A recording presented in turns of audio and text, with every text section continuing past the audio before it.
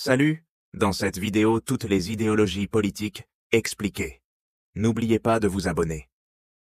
Tu t'es déjà demandé pourquoi on parle autant de gauche, de droite ou de centre à la télé ou sur les réseaux?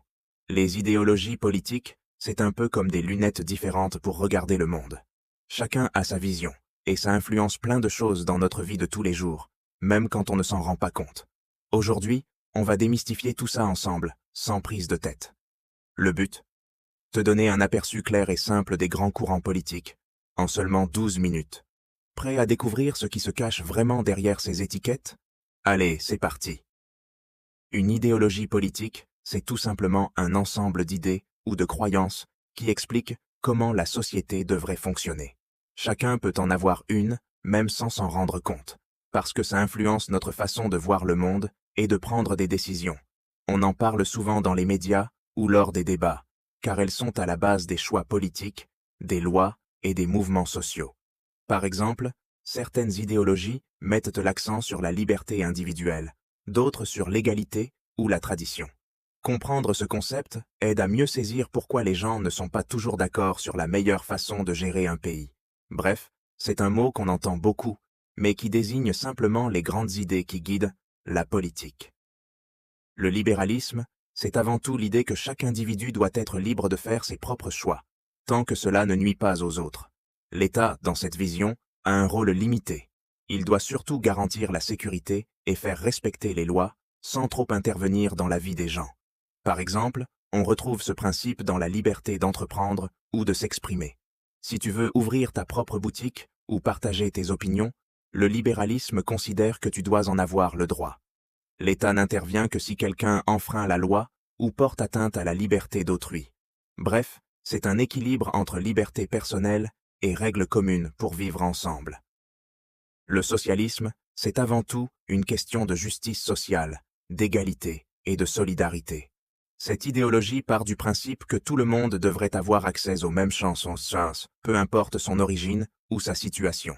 Pour y arriver, le socialisme propose de mieux répartir les richesses, souvent à travers des impôts plus élevés pour les plus riches et des services publics accessibles à tous. L'idée, c'est de réduire les écarts entre les plus aisés et les plus modestes, pour que personne ne soit laissé de côté. En gros, c'est une vision de la société où l'entraide et le partage sont au cœur du fonctionnement quotidien. Le communisme et le socialisme sont souvent confondus, mais ils présentent des différences importantes. Tous deux cherchent à réduire les inégalités, mais le communisme vise une société sans classe et sans propriété privée, où tout appartient à la collectivité. Le socialisme, lui, accepte encore une certaine forme de propriété privée et de classe sociale, tout en prônant une meilleure répartition des richesses. Ce qui les rapproche, c'est leur volonté de mettre l'accent sur la solidarité et l'intérêt général plutôt que sur l'individualisme. En résumé, le communisme pousse l'idée d'égalité à son maximum, tandis que le socialisme cherche un équilibre entre égalité et liberté individuelle. Le conservatisme, c'est un peu comme ce pote qui ne veut jamais changer de resto parce qu'il adore l'ancien. Il s'appuie sur des valeurs traditionnelles, la stabilité et le respect du passé. Pour beaucoup, garder les choses comme elles sont, c'est rassurant. On sait à quoi s'attendre et ça évite les mauvaises surprises. Ce courant de pensée pense que les traditions ont fait leurs preuves et qu'il vaut mieux avancer doucement que tout chambouler d'un coup. Bref, c'est une façon de voir la vie où on préfère la sécurité à l'aventure. Le fascisme, c'est avant tout un système politique qui prône l'autorité absolue d'un chef, souvent au détriment des libertés individuelles. Il s'appuie sur un nationalisme extrême, où l'intérêt du pays passe avant tout, quitte à exclure ou opprimer ceux qui sont considérés comme différents. Ce courant rejette la démocratie et préfère des décisions imposées d'en haut, sans débat ni compromis. Dans l'histoire, le fascisme a mené à des régimes violents et à de graves atteintes aux droits humains. Il est donc essentiel de rester vigilant face à ces idées pour éviter de répéter les erreurs du passé. L'anarchisme, c'est imaginer une société où il n'y a ni État ni hiérarchie et où chacun est libre de ses choix tout en étant responsable de ses actes. Plutôt que de suivre des règles imposées d'en haut, l'anarchisme propose que les individus s'organisent ensemble, sur la base du respect et de la coopération. Il existe plusieurs formes d'anarchisme, comme l'anarchisme individualiste, qui met l'accent sur la liberté personnelle, ou l'anarchisme collectiviste, qui privilégie l'entraide et le partage. Il y a aussi l'anarcho-syndicalisme, qui mise sur l'action des travailleurs, et l'anarchisme communiste, qui rêve d'une société sans propriété privée. Chacune de ces variantes a ses propres idées sur la façon de vivre sans domination, mais toutes partagent la même envie de liberté et d'égalité. L'écologisme, c'est quand la préservation de la planète devient un vrai sujet politique. Cette idéologie pousse les gouvernements à revoir leurs priorités, en mettant l'accent sur des lois plus vertes et des actions concrètes pour limiter la pollution. On le voit par exemple dans le développement des énergies renouvelables ou la promotion des transports écologiques. Les décisions publiques sont souvent influencées par la volonté de réduire l'empreinte carbone et de protéger la biodiversité. Du coup, les débats autour de l'écologie prennent de plus en plus de place dans la vie politique, et chacun essaie d'apporter sa solution pour un avenir plus durable. Le féminisme, c'est bien plus qu'un simple mot à la mode. C'est un mouvement politique qui vise à instaurer l'égalité entre les genres, en s'attaquant aux inégalités et aux injustices du quotidien. Il remet en question les rapports de pouvoir qui existent dans la société, que ce soit au travail, à la maison ou dans l'espace public.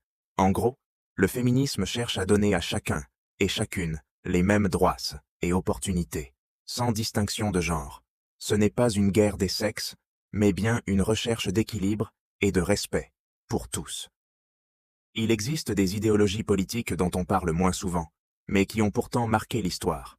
Le monarchisme, par exemple, défend le pouvoir d'un roi ou d'une reine, et on le retrouve encore dans certains pays aujourd'hui. Le nationalisme, lui, met en avant l'importance de l'identité nationale et de la souveraineté d'un peuple. D'autres courants, parfois oubliés, ont aussi influencé la façon dont les sociétés se sont organisées au fil du temps. Même si ces idées semblent parfois lointaines, elles continuent d'exister ou de ressurgir dans certains débats actuels. C'est toujours intéressant de voir comment ces mouvements ont façonné le monde autour de nous. Les idéologies politiques, même si on ne s'en rend pas toujours compte, façonnent beaucoup de nos choix au quotidien. Elles influencent la façon dont on perçoit l'actualité, nos discussions entre amis et même nos décisions de consommation. Parfois, derrière un simple débat sur l'école ou la santé, il y a des idées politiques bien ancrées. Pour les repérer, il suffit souvent d'écouter les mots-clés utilisés ou de se demander à qui profite vraiment la proposition.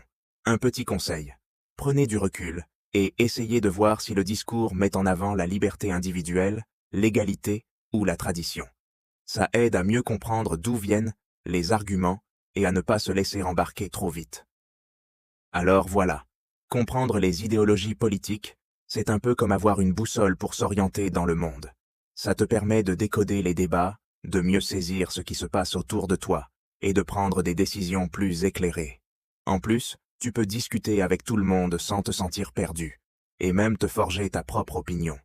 Bref, c'est super utile pour ne pas se laisser influencer n'importe comment. Et puis, qui sait, ça peut aussi te donner envie de t'engager, ou simplement de briller lors des discussions entre amis.